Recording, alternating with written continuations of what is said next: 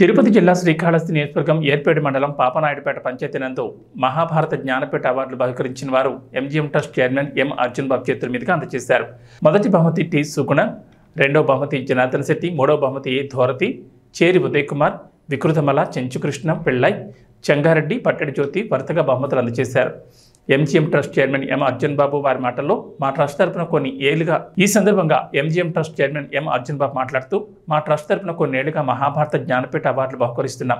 ఎందుకంటే ఇప్పుడున్న జనరేషన్లో యువకులకు మరియు పెద్దవారికి కూడా కావచ్చు మహాభారతం గురించి అవగాహన కల్పించి వారికి లిఖితపూర్వకంగా పరీక్ష నిర్వహించి దాంట్లో ఎంపిక చేసిన మొదటి విజేత, రెండో విజేత, మూడో విజేత వారికి బహుమతులు అందజేయడం జరుగుతుందన్నారు. ఈ కార్యక్రమం నిర్వహించినందుకు తమకు చాలా సంతోషంగా ఉందని చెప్పారు. ఈ కార్యక్రమంలో ఎంజీఎం ట్రస్ట్ చైర్మన్ అర్జున్ బాబు, రాధాకృష్ణయ్య, శంకరెడ్డి, జాఫర్, రవి, శివ, విజయ్ తదితరులు పాల్గొన్నారు.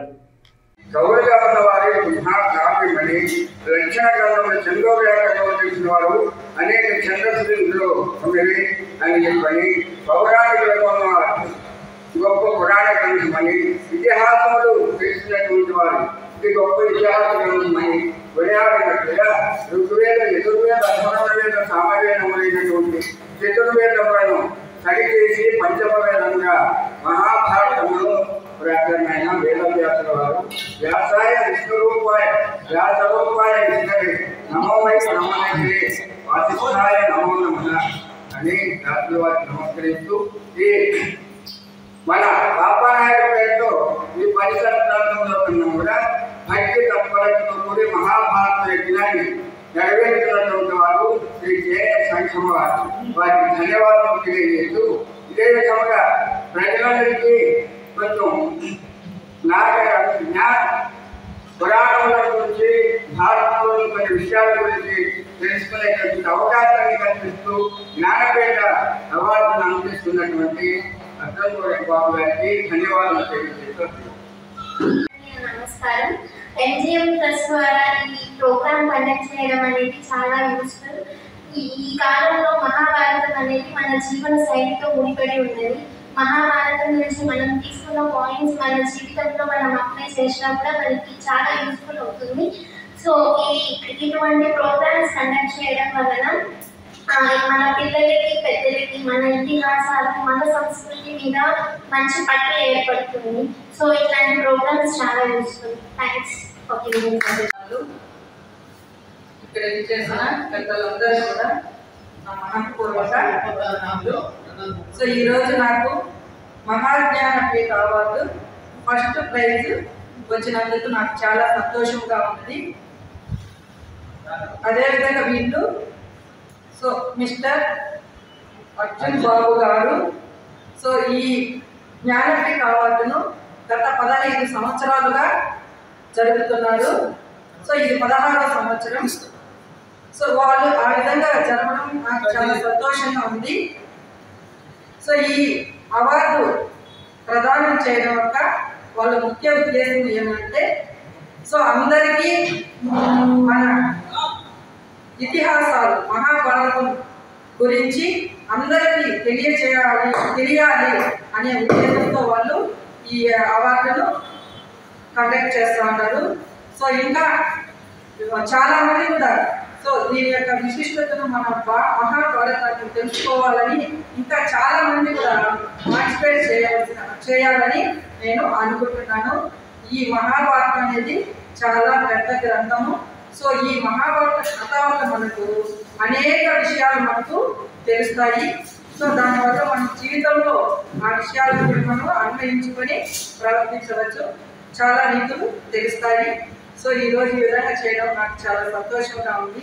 సో ఇదే విధంగా చిన్నపిల్లలకు కూడా చేస్తే బాగుంటుందని నేను అనుకుంటున్నాను. ఎందుకంటే చిన్నపిల్లలకు కూడా మహాభారతం యొక్క అసలు భారతం అంటే ఏంటి అనేది వాళ్ళకి తెలుస్తుంది. సో ఈ అవకాశం ఇచ్చినందుకు థ్యాంక్ యూ. గ్రామంలో వెలిసిన శ్రీ ద్రౌపది సమేత రామస్వామి 154వ వార్షిక బ్రహ్మోత్సవ సందర్భంగా ప్రతి సంవత్సరము మహాభారత జ్ఞానపీఠ అవార్డు ఇస్తున్నాము. ఆ మహాభారత జ్ఞానపీఠ అవార్డు కోసం ఎంజీఎం ట్రస్ట్ ద్వారా 15 సంవత్సరాలుగా ఇస్తున్నది. 16వ సంవత్సరము ఎంజిఎం ట్రస్ట్ చైర్మన్గా నేను కొనసాగుతూ అనేక సేవా కార్యక్రమాలు చేసుకుంటూ వృద్ధులకు వస్త్రాలు మరియు అన్నదానాలు, తర్వాత ఇటువంటి సాంస్కృతిక మహాభారతంలోని మంచి మంచి సాంస్కృతిక సంబంధించిన ఆధ్యాత్మిక విషయాలతో కూడి మనం ఈ మహాభారతం ప్రతి ఒక్కరికి అవగాహన కలగాలని దీనిలో కొన్ని ప్రశ్నలు వేస్తాము. ఆ ప్రశ్నలకి సరైన సమాధానం వస్తే ప్రత్యేక బహుమతి ఈ మహాభారత జ్ఞానపీఠం ఇస్తున్నాము. ఈ సంవత్సరం దీపాల అవసరం ఈ సుగుణ గారు తొలి బహుమతి అంటే అవార్డు గ్రహీత ఇప్పుడే తీసుకున్నారు. తర్వాత రెండవ బహుమతిగా జనార్దన్ శెట్టి గారు, మూడవ బహుమతిగా భారతి దీపాల వల్ల కూడా వాళ్ళు తీసుకున్నారు.